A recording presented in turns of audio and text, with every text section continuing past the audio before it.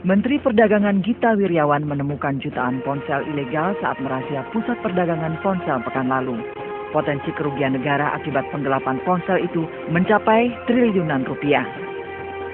Tiap tahun 50 juta ponsel diimpor ke Indonesia senilai lebih dari 20 triliun rupiah. Jumlah itu kurang lebih sama dengan jumlah ponsel ilegal yang masuk di pasaran. Intinya nih diisi dengan produk buatan dalam negeri, ya kan? Nggak mau konsumsi buatan dalam negeri kok justru mengkonsumsi barang-barang yang diselundupin dari luar. Nah ini nggak benar. Ya kalau estimasi kasar ini triliunan lah, karena banyak sekali konsumsi handset kita tuh kan puluhan juta ya tahun lalu. Dan kalau negara dirugikan, tentunya rakyat dirugikan. Jadi ini nggak benar. Nah ini akan kita sikapi. Banyaknya ponsel ilegal karena pasokan dalam negeri tidak sanggup memenuhi kebutuhan ponsel yang sangat tinggi. Setidaknya terdapat 250 juta nomor ponsel yang terdaftar di Indonesia. Betapa besar potensi industri ponsel dalam negeri. Sayangnya, hampir seluruh ponsel yang ada di pasaran adalah produk impor. Bahkan merek lokal pun masih mengandalkan barang dan komponen impor. Membuat ponsel bukanlah perkara sulit bagi putra bangsa. Tinggal bagaimana pemerintah mendorong industri dalam negeri agar memiliki daya saing dan masyarakat bangga menggunakannya.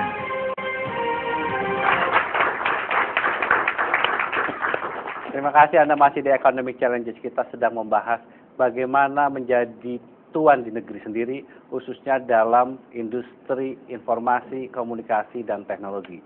Pak Gita, kita ingin menjadi tuan rumah di negeri sendiri. Kita ingin membangun industri yang handal karena kita punya kemampuan itu. Tetapi kan kita perlu mendapat gambaran. Apakah memang begitu dahsyatnya pasar Indonesia untuk produk ICT? Ada datanya tidak Pak Gita yang membuat pasar Indonesia ini memang luar biasa dan industri ini harus kita kembangkan? Dahsyat. Ada beberapa versi. Tapi kalau data resmi itu kan 52 juta handphone yang terjual tahun lalu. Tahun ini bisa 70 sampai 80 juta. Karena untuk 4 bulan pertama saja sudah 30 juta. Ya, kalau dikalikan 3 ya bisa 120 juta. Tapi estimasi kita 70 sampai 80. Jadi ini pertumbuhannya luar biasa. BlackBerry itu mereka tahun lalu jualan kurang lebih 5 juta unit. Kali seluruh dunia? Di Indonesia. Di Indonesia saja. Dikalikan $400 per unit, itu sudah $2 miliar. Kalau kita lihat annual statements-nya RIM atau BlackBerry itu kurang lebih 20 miliar dolar setahun. Jadi penjualan produk-produk mereka di Indonesia saja itu udah 10% dari total penjualan mereka di seluruh dunia. Dan sudah kelihatan.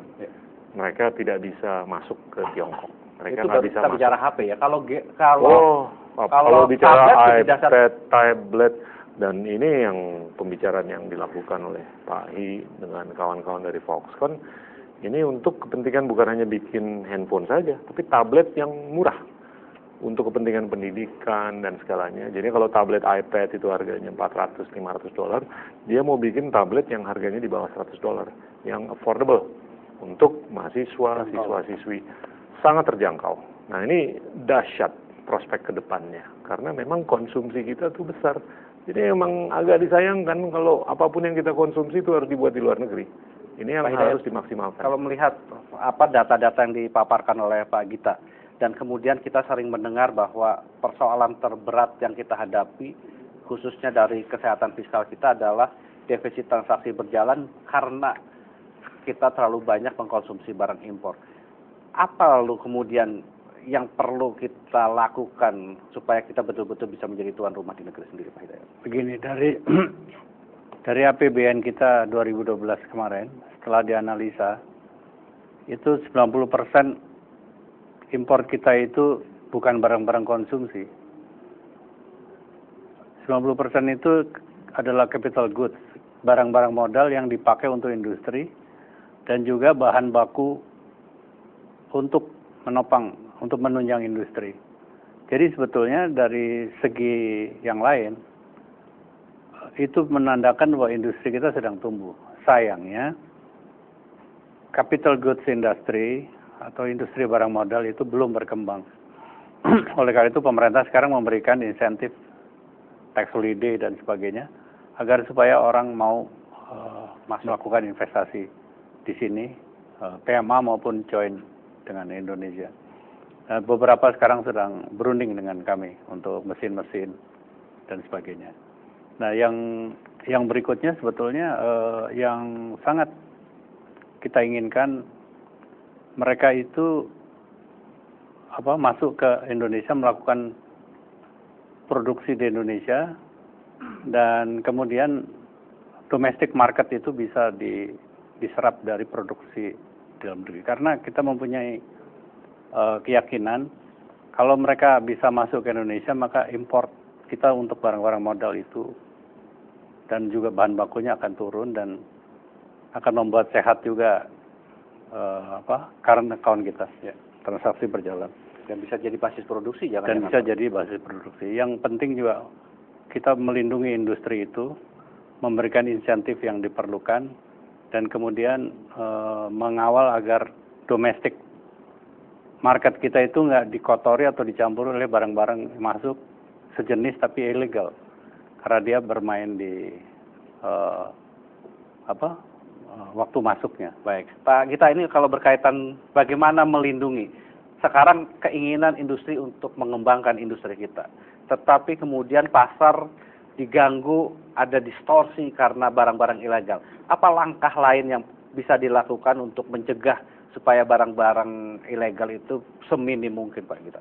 Kalau penggunaan instrumen tarif tentunya sudah tidak diperbolehkan lagi, karena kita sudah masuk koridor perdagangan bebas dengan mitra-mitra. Tapi kalau non tarif itu sangat sudah digunakan oleh banyak sekali negara-negara, dari negara paling maju sampai negara berkembang sampai negara kurang berkembang. Nah, ini sudah kita terapkan.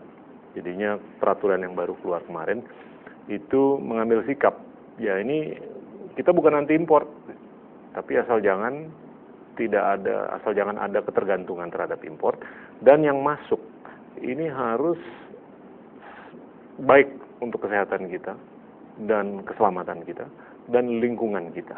Peraturan K3M. Kalau kemudian untuk kepentingan kita sebagai bangsa, ya, apakah tidak mungkin Pak Gita menggandeng para operator telepon untuk juga mereka hanya mempergunakan produk-produk yang sesuai dengan standar nasional Indonesia misalnya? Setuju sekali Mas Tommy. Ini kan kalau untuk mencegah, ini kan kita harus komunikasi dengan beberapa kementerian lembaga, tentunya Bea Cukai, Kementerian Keuangan, Perindustrian, Kominfo dan segalanya.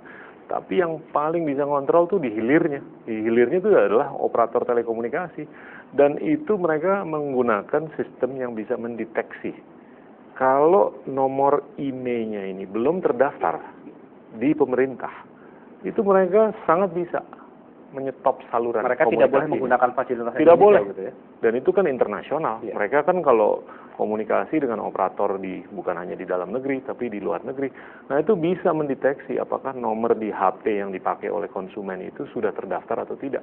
Bahkan kita bisa pedoman di mana setiap bulan, setiap 2 bulan, setiap 3 bulan dilakukan re-registrasi untuk nomor IMEI yang ada di masing-masing HP.